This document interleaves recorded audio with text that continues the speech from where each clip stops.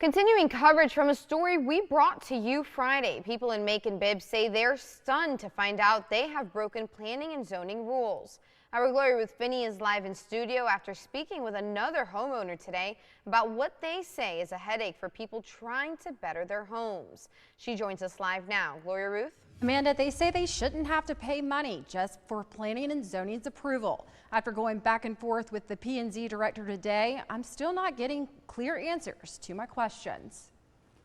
It bothers me that this is my property and I'm trying to make the neighborhood look better and make my neighbors happy that I bought this property and add to the whole Vineville Ingleside community, and then I get in trouble for it. Heather Moody is a Macon homeowner and realtor. After cutting down 2 dead cherry trees on her property, she had to pay planning and zoning $150. I feel like the people who are trying to go the extra mile to make their house look better, their yard look better, they're the ones getting in trouble and having to pay fees on top of what they're already spending for the project. And I just think it could be done better so that they don't feel like they're being attacked by planning and zoning. And then certainly no additional fees should be on top of the whole process.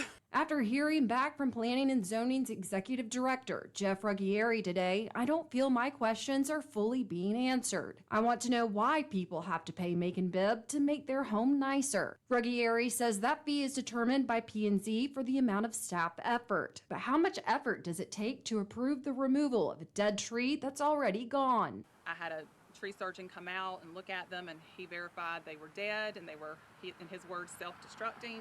Possibly the tree would fall on the house, so I decided to let him take both the dead cherry blossom trees down. Moody says she was making upgrades, even adding a wooden fence to the property. But right about the time the fence was fully up, she was informed by P&Z she had broken the rules. She says P&Z told her the fence was on Macon Bibb property. If I hadn't moved the fence, I'm pretty sure that they would have been able to take me to court.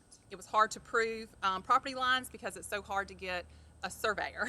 Either, they couldn't work in Bibb County or didn't want to work in Bibb County. I couldn't really find out who was right and who was wrong. So she says she just went with P&Z's suggestion of having the fence off the side of the house. I would like to see the public served better with this. I would like to see there are documents given that come from planning and zoning that inform the new homeowner about their house, the zone it's in, what the design review board is, if that's part of this. Remind homeowners that there's a process, that they're going to get a fence or do landscaping, just more of a proactive approach than what we have now.